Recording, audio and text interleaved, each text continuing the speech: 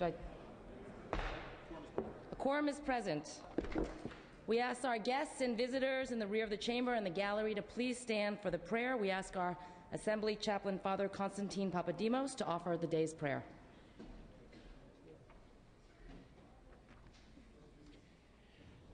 Let us pray.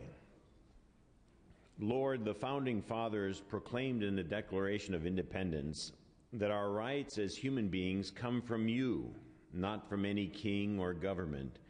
Our human freedom, our pursuit of happiness, our liberty in life are all directly tied to you, Lord. You are not impressed by how much money we have, but how much power or influence we may wield. You are moved simply by our faith in you. Amen.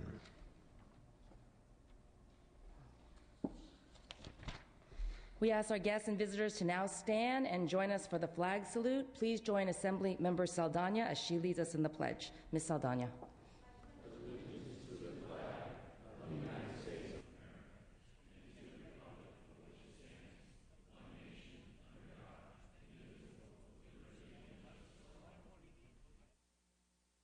You may be seated. Reading of the previous day's journal. Assembly Chamber, Sacramento, Thursday, April 8, 2010. The Assembly met at 9:30 a.m. Honorable Fiona Moss, Speaker Pro Tem of the Assembly, Presiding Chief Curtis. Mr. Calderon moves and Mr. Garrick seconds that the reading of the previous day's journal be dispensed with. Presentations of petitions, there are none. Introduction and reference of bills will be deferred. Reports of committees will be deemed read and amendments deemed adopted. Messages from the Governor, there are none. Messages from the Senate, there are none. Motions and resolutions. The absences for the day will be deemed read and printed in the journal. Mr. Calderon, you are recognized. Yes, Madam Speaker, I request unanimous consent for Assembly Members Cotto, Ng, and Monning to have guests and photographers on the floor today. Without objection. Also, I request unanimous consent to allow Assembly Members Amiano, Chesborough, Davis, Jones, Ma, Nilo, and Speaker Perez to speak on and adjourn in memory today. Without objection. Also request unanimous consent to allow members, Assembly Member Norby to have a guest at his desk and a photographer on the floor during session today. Without objection. Also, I have a number of committee-to-committee re-referrals pursuant to Assembly Rule 96. I request unanimous consent to move AB 1639 by Mr. Nava from the Judiciary Committee to the Banking and Finance Committee and then back to Judiciary Committee, and this is for scheduling purposes. Without objection. Also request unanimous consent for AB 2428 by Ms. Buchanan to be referred from the Local Government Committee to the Revenue and Tax Committee and then back to the Local Government Committee. Without objection. Also, unanimous consent to permit AB 2347 by Mr. Feuer, refer it from the Banking and Finance Committee to the Judiciary Committee and then back to Banking and Finance. Without objection. File notice waivers. I request unanimous consent to waive the file notice requirement to allow the Budget Committee to hear ABs 1610 through AB 1637 so that those bills can be heard in the Budget Committee on Thursday, April 15, upon adjournment of session in room 4202. Without objection. And I request unanimous consent to suspend Rule 56 so that the Utilities and Commerce Committee can notice AB 2132 by Ms. Carter for hearing on Monday, April 19, pending re-referral from the Natural Resources Committee. Mr. Hagman, for what purpose do you rise? Thank you, Madam Chair. We do object to this. We ask a roll call vote on this measure. Okay, Mr. Hagman requests a roll call vote. Mr. Calderon asks for an aye vote. Mr. Hagman asks for a no vote. Clerk will open.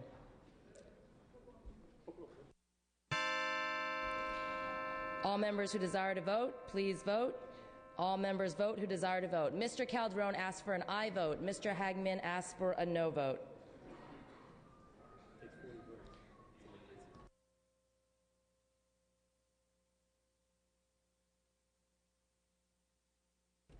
Members, this takes a majority vote. Roll call vote. We need members here on the floor. Mr. Calderon asks for an aye vote. Mr. Hagman asks for a no vote.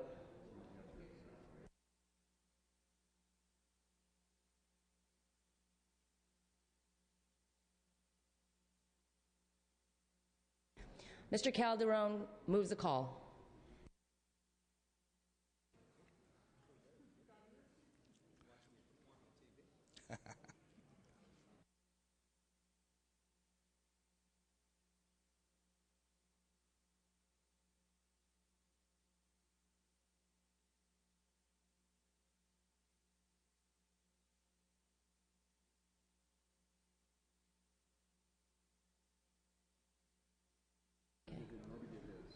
Mr. Eng, I understand you have some guests.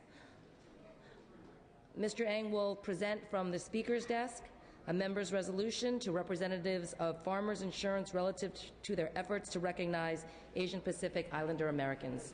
Mr. Eng. Thank you, Madam Speaker and members. I am very honored today to present a resolution to honor Farmers Insurance Group. They've created a documentary that you may want to know about. It's called Across the Waves, Voices from the Pacific Asian American Community, which celebrates the emotional journeys of Asian Pacific Islander immigrants who fled their homelands to seek the American dream. Developed by the UCLA Asian American Studies Department, these educational materials and lessons, along with copies of the DVD, are being distributed free of charge to educators through a grant from Farmers Insurance Group. I would like to commend Farmers Insurance Group for its commitment to bringing API voices into classrooms throughout the country and encourages all citizens of California to reap the benefit of these educational materials. Today we have two representatives to accept the resolution on behalf of farmers.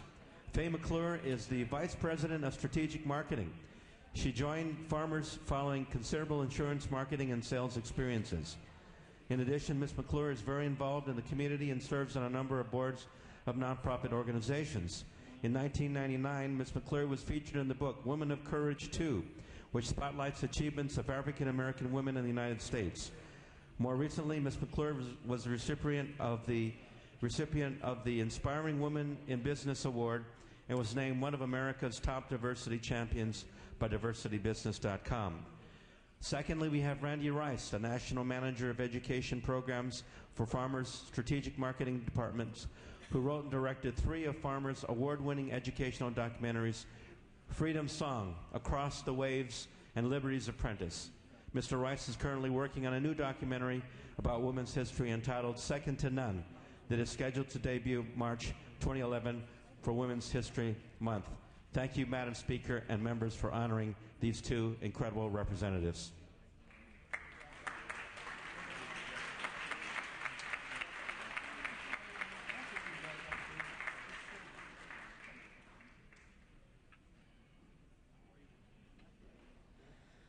Thank you, members. We would like to welcome Mr. Gilmore's guests. They are visitors from the Hanford Christian School. They will observe session from the gallery. Welcome.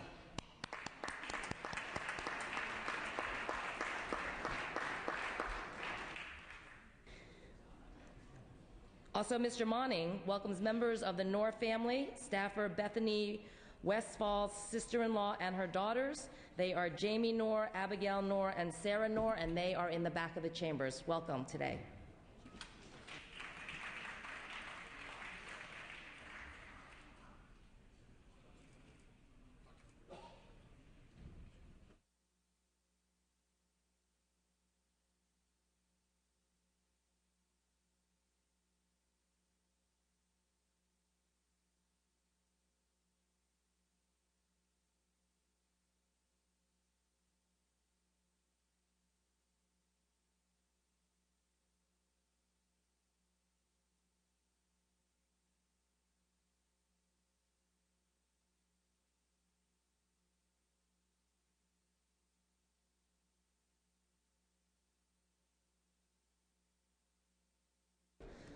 We'd also like to recognize Mr. Valines' guest today from Fresno Pacific University, political science students up in the gallery.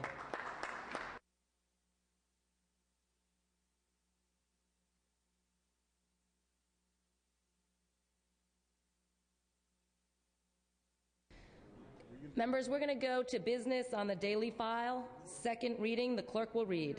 Assembly Bill 2486, 1969, 1668, 2111 with amendments, 1839 with amendments, 2327 with amendments, 2079 with amendments, 2382 with amendments, 2682 with amendments, 1769 with amendments, 2350 with amendments, 2567 with amendments, Senate Bill 841, Senate Bill 842, and Senate Bill 843. All bills will be deemed read and amendments deemed adopted. Mr. Norby, you're recognized. Thank you, Madam Speaker. As I have 3 children here with me today who are enjoying their spring break here in Sacramento. They all attend Acacia School in Fullerton. Anna, Gary, and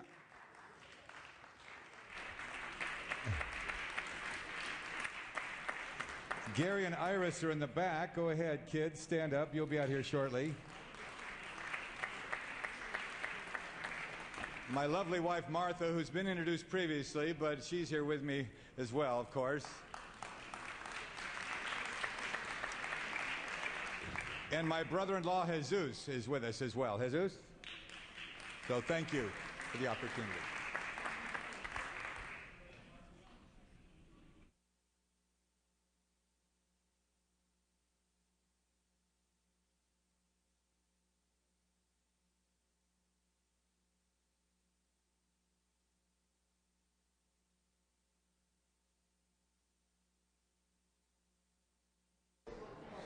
Members, we are going to go to third reading.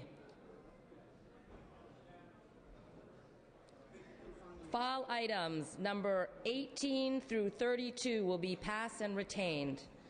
Mr. Calderon, Yes. you're recognized. Madam Speaker, to request unanimous consent to refer file item 14, SB 842, and file item 15, SB 843, to the inactive file. Those were matters on the second reading file. Without objection. File item 33, pass and retain. File item 34, pass and retain. I'm sorry, file item 33 will be passed temporarily. File item 34, pass and retain. File item 35, ACR 137 by Ms. Carter. Clerk will read. Assembly concurrent resolution 137 by Assemblymember Carter relative to Latino Education and Advocacy Week. Ms. Carter. Thank you, Madam Speaker and members. ACR 137 would declare the last week of March as Latino Education and Advocacy Week. It would bring the necessary awareness to the number of Latino children that enter our school system but do not leave our system with a degree. I respectfully ask for your aye vote.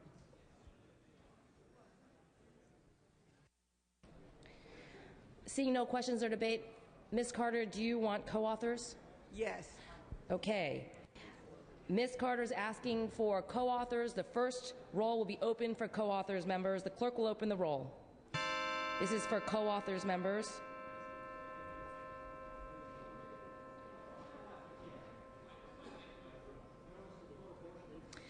There will be 48 co-authors. We will take a voice vote on this item. All those in favor say aye.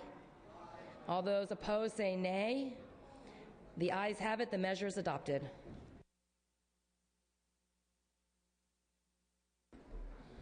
We have one more guest, Mr. Furatani. Thank you very much, Madam Speaker and members. We're very honored to have with us today someone that all of us, I believe, have worked with in one fashion or form, either through his organization or directly with him.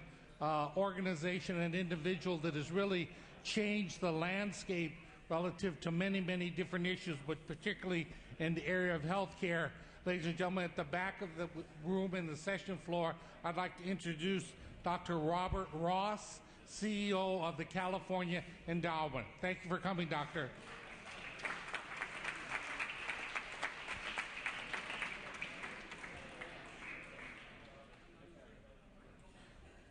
Okay, members, back to the third reading, ACR 36.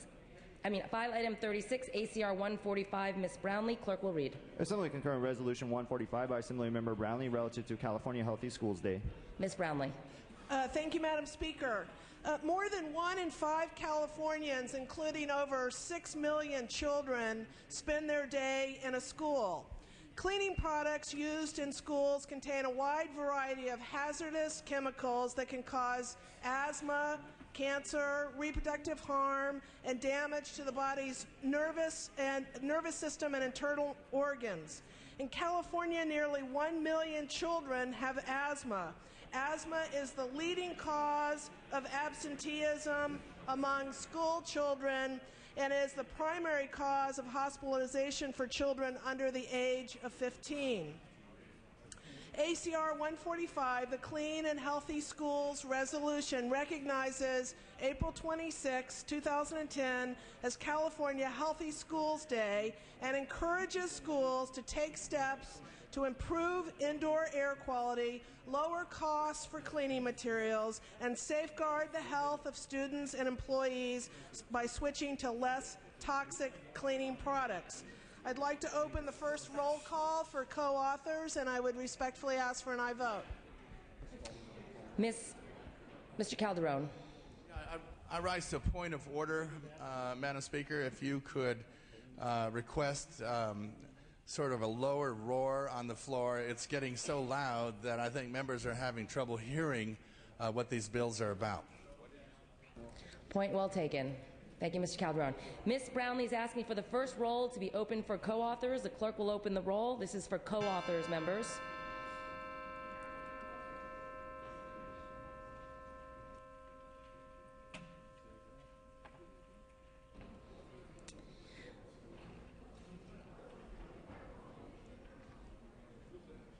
There are 58 co-authors.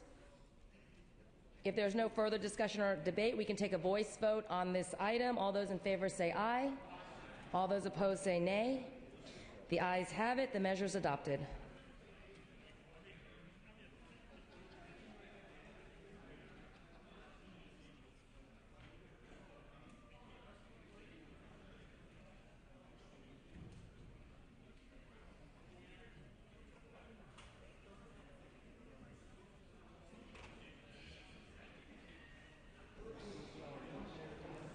Items number 37 through 39 are pass and retain.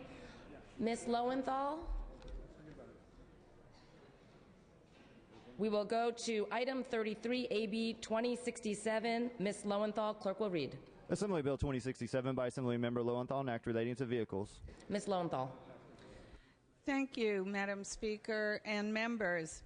AB 2067 is a simple measure allowing the City of Long Beach to adopt an ordinance with the support of a traffic study to permit vehicles to park in both directions on certain streets. AB 2067 passed out of the Assembly Transportation Committee with no votes. This bill is similar to AB 213 from last year, which was vetoed by the governor. With the governor's veto, the City of Long Beach continues to be unable to make these changes locally unless the vehicle code gives them the authority. AB 2067 is sponsored by the City of Long Beach. I ask for your aye vote. Mr. Furutani. Thank you very much, Madam Chair. Members, I also stand in support of AB 2067. We always talk about local government and having them have control over their own policies as much as possible, of course, with a checks and balance system. This is an example where a local city needs this help, and this bill will provide this opportunity. It's not going to cause any problems. It's gone through the Transportation Committee, gone through local government. We urge your support on this. Thank you. Mr. Adams, you're recognized. Thank you very much, Madam Speaker. In honor of this bill, I'll be standing this way. I support this and would encourage you to do so too. Mr. Norby. This bill is a reasonable request for the City of Long Beach. I only hope that it can be extended in the future statewide. It allows drivers a reasonable option to park on the opposite side of the street when it's safe and when it's practical to do so. It gives drivers opportunities, and it especially provides relief in crowded urban beach cities where this type of maneuver is necessary in order to find a place to park. Thank you. Seeing no further questions or debate, clerk will open the roll. All members vote who desire to vote. All members vote who desire to vote. All members vote who desire to vote. All members vote who desire to vote.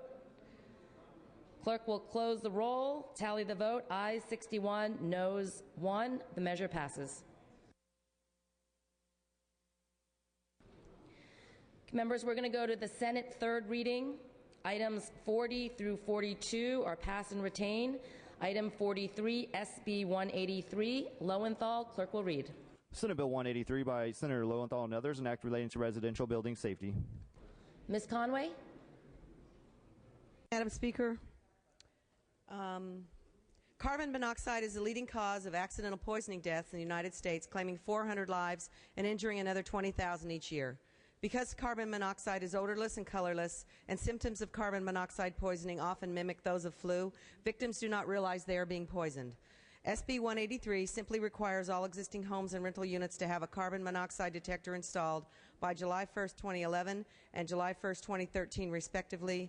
The administration has already passed building standards implementing this same requirement for new construction and renovations. Carbon monoxide alarms are the only safe way to detect carbon monoxide and are the most effective defense against serious injury and death caused by accidental carbon monoxide poisoning. Carbon monoxide alarms in homes will ensure families are kept safe from carbon monoxide poisoning. 24 other states have implemented similar legislation. This is a bipartisan measure, and as no opposition, I ask for your aye vote. Seeing no questions or debate, Mr. Calderon. Yes, Madam Speaker. I suppose I rise in opposition to the bill simply because I don't know how far the legislature can go to ask families to protect themselves. And there are a lot of homes with fireplaces in them, and this is going to be a substantial, it may be a substantial burden to them, but I guess I rise based on the fact that there's only so much that we can do as a government to help people protect themselves. At some point in time, they need to take responsibility as well. And I suppose that's an opposition to the bill. I think it's a worthy idea, and I think we should concern ourselves, but I'm just apprehensive about this bill. Ms. Saldana. Thank you, Madam Speaker. Members, many fire detectors now are dual equipped with carbon monoxide detectors. The cost is minimal, and the savings not only in lives but in the response of our public safety officers is significant. I was chair of housing when this bill was first introduced. We held a hearing. We heard from families who had lost children to carbon monoxide poisoning. And it's not just fireplaces. It's pumps for a swimming pool. In one case, there was a teenager who had slept out near a swimming pool pump. It created carbon monoxide fumes. They are odorless. No one noticed what was going on. They went out to find out why this young person wasn't coming in for breakfast, and she had died overnight in her sleep. So the cost of this is minimal.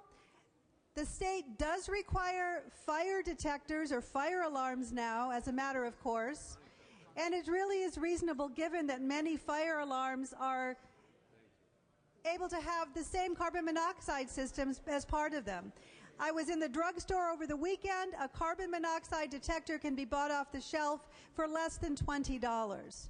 So I believe that this is more than worth the cost of preventing a tragedy, and I encourage your aye vote. Ms. Skinner. I rise in support of the bill.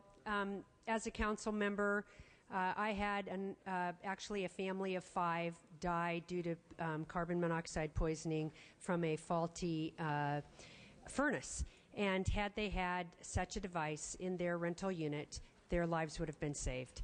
I think it's reasonable. I think it protects building owners and occupants, and I encourage an aye vote. Mr. Swanson. Yeah, Madam Speaker, I think this bill makes a lot of sense. It is a very clear public safety matter. It's been proven that these devices save lives. And just as it was important for us to make it clear to all Californians that wearing your seatbelt was a safe and responsible thing to do, this is also a very safe and responsible thing to do. Thank you, Ms. Conway. You may close. Madam Speaker, this bill is similar to the way the smoke detectors were trued up. This is a truing up of carbon monoxide detectors, and I would ask for your aye vote. Thank you. Seeing no further questions or debate, clerk will open the roll. All members vote who desire to vote. All members vote who desire to vote. All members vote who desire to vote. All members vote who desire to vote. All members vote who desire to vote. All members vote who desire to vote. Ms. Conway moves the call. File item 44, SB 253, pass and retain.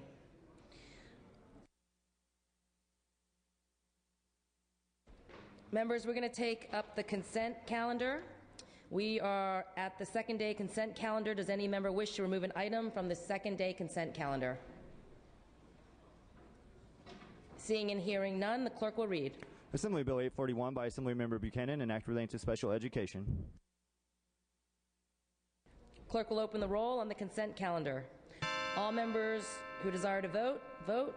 All members who desire to vote, please vote. The clerk will close the roll and tally the vote. Ayes 65, no 0. The consent calendar is adopted. Assembly Bill 2416. Ayes 65, no 0. Assembly Bill 2674. Ayes 65, no 0.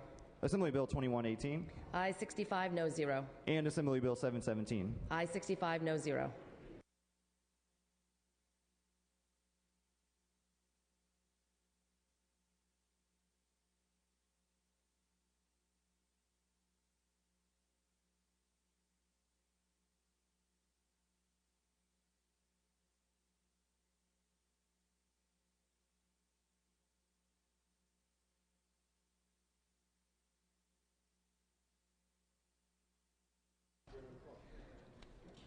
Okay, members, we are going to go to adjourn in memories.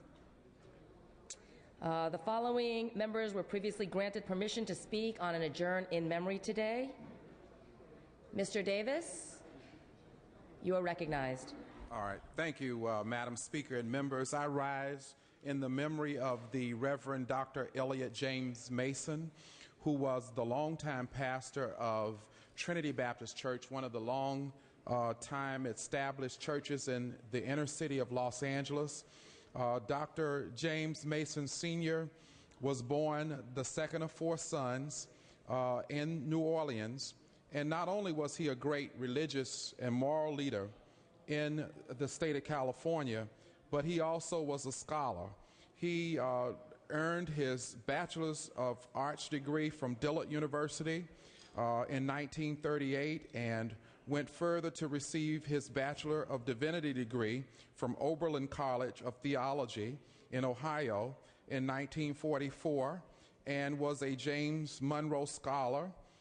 In addition to that, he obtained a Master of Sacred Theology degree while serving as pastor of Third Baptist Church in Ohio, and went further in 1955 to obtain a Fulbright scholarship at the University of Edinburgh in Scotland, where he took his entire family with him during that experience. His wife also was a graduate student in education there in Scotland during his tenure while serving as a Fulbright scholar.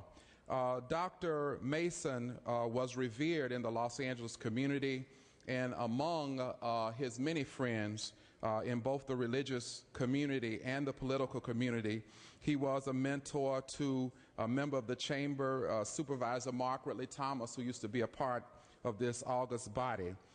Elliot leaves behind 4 sons, all of whom are distinguished in their own respective professions. Elliot Jr., Wayne, and also Reginald, each of whom are medical doctors, lawyer, and also a PhD in theology as well. So I say that Dr. Elliot Mason was an outstanding leader, not only in Los Angeles, but throughout the state of California. He was a preacher's preacher he was probably best remembered as being extremely ethical in all of his practices. And at his services, it was mentioned that even though he had one of the largest churches in the South LA area during the 1960s, when his church came together to raise the classical $100, $100,000 that they wanted to raise for his pastor's appreciation, he would have none of it. Also, finally, I will say that his academic acumen was certainly unmatched. When going to court once, he was questioned by one of the lawyers where he was cross-examined about the word veracity, and did he even know what the word veracity meant. And so not only was Dr. Mason able to tell him what veracity meant, but he was able to trace the origins of the word. And so as a result of that, as the tale goes, his church member who was up for charges falsely, based upon his testimony and his determination and integrity in his presentation before the court, his member was set free, and the judge could clearly see that here was a man of great character. And so I adjourn in memory of Dr. Elliott Mason. He was a role model for not only many pastors, but he was a role model for all Californians. Thank you so very much. Thank you, Mr. Davis. Mr. Chesborough. Thank you, Mr. Speaker. And members, I ask that you join me in adjourning in memory of Reverend James Coffey, who was the pastor of Community Baptist Church in Santa Rosa. And I'm unfortunately, Ms. Evans was unable to be on the floor this afternoon. She asked me to be sure and mention that he was actually a constituent of hers. We were both great admirers and friends of his, but I wanted to have a chance to talk about him today. He provided more than 40 years of service to the communities of Sonoma County. He and his wife, Vivian, were a real team.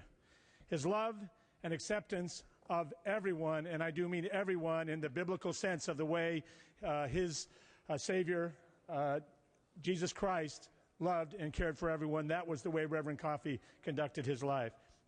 He spoke to and treated everyone from the wealthiest and the most powerful to the homeless and the lost as though they were one and the same, because to him they were one and the same. Everyone was welcomed in his church, no matter what religion or faith you observed. And you know, they say that Sunday morning is the most segregated time in America. We all go to our respective houses of worship with people who are a lot like us. But I'm here to tell you, because I had the privilege of worshiping at Reverend Coffey's church many times, that it was a church that you'd go to where there was every color of the rainbow. And I mean that in its broadest possible description, ethnically and in every other way. His was a church that truly served the greater good because of his guidance. He somehow knew how to walk the delicate line between religion and politics, and in so doing had a powerful influence on the community, but in the most gentlest of ways. He was a powerful man, but not in the way we usually think about a person being powerful. His power was in his unique ability to see right through to what really mattered and to truly love unconditionally. All are welcomed at Community Baptist Church, and that is his legacy. He slipped away quietly while no one was watching, which was just like him. He would never intentionally call attention to himself. He apparently was done with his work on this earth and ready to move on. His impact will be felt for a long, long time. His legacy will live on in his beloved Community Baptist Church, in the teen shelter in Santa Rosa, serving runaways and homeless youth, who named the teen center, by the way, appropriately, the Coffee House, and they don't mean, by that they didn't mean caffeinated beverages. He was a personal friend and a counselor of mine personally. He welcomed me many times, as I said, to worship with him and his flock on many Sunday mornings. I'll miss him very much as a friend and a counselor. Again, Assemblywoman Evans and I ask that you join us in celebrating the memory of this great, great man. Thank you. Thank you, Mr. Chesborough. Mr. Jones. Mr. Speaker, members, I ask that we adjourn in memory of a young man killed in this community, Salvador Heredia Arriaga, who was only 26 years of age. He was a graduate of Natomas High School, lived and grew up in the Natomas community north of here, and attended and graduated from UC Santa Cruz. He had plenty of options in his life, but he decided to give back to the community, which was in great need, our community, and chose to be a teacher and football coach at his high school alma mater, Natomas High School. He was making plans to attend law school and had been admitted to law school at the time of his death. He was slain 10 days ago in a tragic home invasion robbery, a senseless death, and a great loss to our community. He's survived by his parents, Sal and Susan, his brother Richard, grandparents Samuel and Ann Heredia, and numerous aunts, uncles, and cousins. Susan Heredia is also a leader in our community, a trustee of the Natomas Unified School District. Please join me in extending the condolences of this House and all of us in this community to the Heredia family for this senseless loss of their son, Salvador. Thank you, Mr. Jones. Ms. Ma. Thank you, Mr. Speaker. It is with great sadness that I rise today to adjourn in memory for my longtime friend, August Longo. August embodied the essence of civic engagement in San Francisco. His service included time as chair of the Mayor's Disability Council and the former president of the Access Appeals Commission. He was incredibly active in Democratic Party circles. He was the president of the Franklin Delano Roosevelt Democratic Club, a member of the San Francisco Democratic County Central Committee, regional director of the California Democratic Party, and the chair of the Disability Caucus. Through his tireless efforts, he had not only become a voice for the Democratic Party, but also an exemplary role model and advocate for the disabled, elderly, and the LGBT communities through his compassion, commitment, and dedication to the pursuit of equality for all. Thank you, Ms. Ma. Mr. Amiano?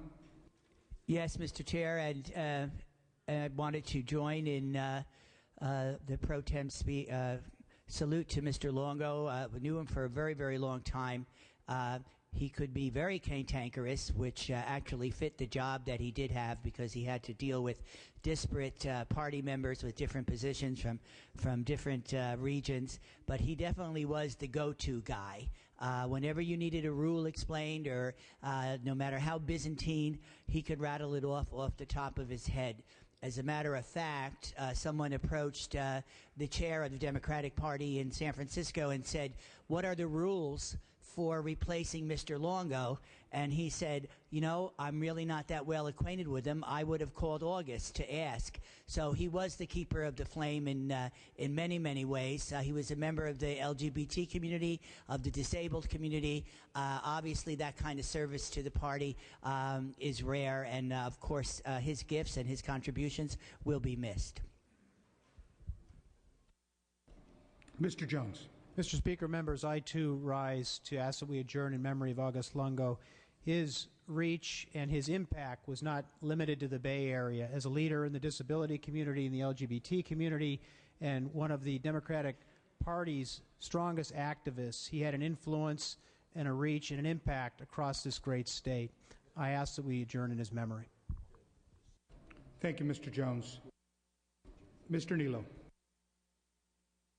Thank you, Mr. Speaker. I rise to recognize the passing of a very distinguished Democrat member of the state Senate, Senator Al Rada, who served for 2 decades in the state Senate, passed away a week ago last Saturday. I personally did not know Senator Rada, but I certainly knew of him. He was a very accomplished member of our senior institution, a liberal Democrat, a very principled man, and by all accounts, a man of very high integrity. And I have to say, anybody who Dan Walters would call a, quote, sweet man, end quote, which he did in the headline of his column marking Mr. Rada's passing, that had to be a pretty good guy in my book. I know he is a man that I would have enjoyed debating with immensely, just as I do many of the people in this room today. He was a graduate of Stanford University, and he taught at Grant High School before World War II. He went off to war, as did people of that generation then, served in the Pacific Theater. When he came back, he was a teacher at the then Sacramento Junior College, our community college in the Land Park area. He got into politics working on John Moss's campaign. Many of us around here will remember Congressman Moss, and he was elected to the Central Committee. And then he ran for Senate in 1958 and defeated actually a friend of mine, the son of the previous incumbent. Earl Desmond was the incumbent. Lou Desmond was one of Mr. Rada's appointment, a man who I know quite well. He served 2 decades in the Senate, and when he did leave, he was known at the time as the Dean of the Senate, long before Tim Leslie was known as the Dean of these institutions. But I thank you, Mr. Speaker, for allowing me to adjourn in the memory of a very accomplished member of our senior House, Senator Al Rada. Thank you, Mr. Nilo. Mr. Nielsen. Mr. Speaker, ladies and gentlemen of the Assembly, I was privileged to know Senator Al Rada. And my message would be that which Al Rada stood for, the epitome of dignity and respect and reverence for the institution that he was a part of. Wherever he stood on an issue, whether you agreed or disagreed, Al Rada was always an agreeable person. But he was steeped in the traditions of this legislature, what we call senatorial courtesy. No one was more dignified and fastidious about respecting that dignity of the institution. And I got to be a part of it as a rookie senator, working with him on the implementation of Proposition 13. He was then the chairman of the Finance Committee. He did serve here with dignity, and I enjoyed working with him on educational issues. He surely was a scholar, but certainly the greatest contribution he made was to bring respect to the legislature. Al Rada will be missed. Thank you, Mr. Nielsen. Members, please bring the names forward to the desk, and the remaining requests to adjourn in memory will be deemed read and printed in the day's journal.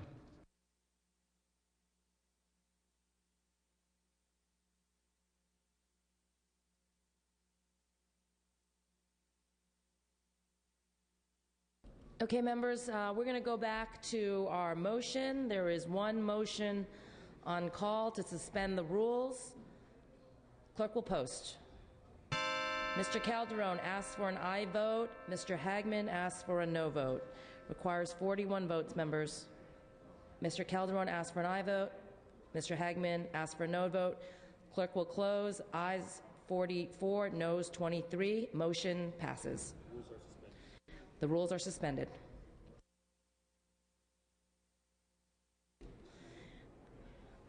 We are now going to go back to third Senate reading. File item 43, SB 183 by Lowenthal. This measure is on call. Clerk will post.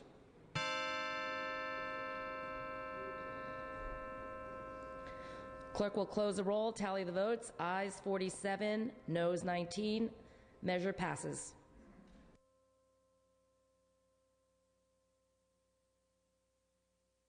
The session schedule is as follows. Tuesday, April 13, check-in session. Wednesday, April 14, check-in session. Thursday, April 15, floor session at 9:30 a.m. I'm ready to entertain a motion to adjourn. Mr. Calderon moves. Mr. Hagman seconds that this House stands adjourned until Thursday, April 15th at 9:30 a.m. Quorum call is lifted.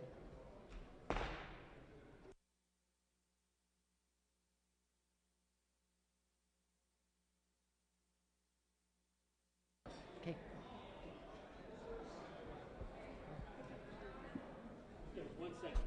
Okay.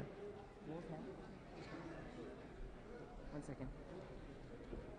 Members, the Rules Committee is meeting in the Rules Committee room right now. Rules Committee members meeting right now in the Rules Committee room.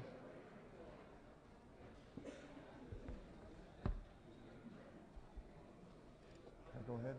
Okay. Gaines, file item 33, AB 2067, from no to aye. Gaines, AB 2067, no to aye.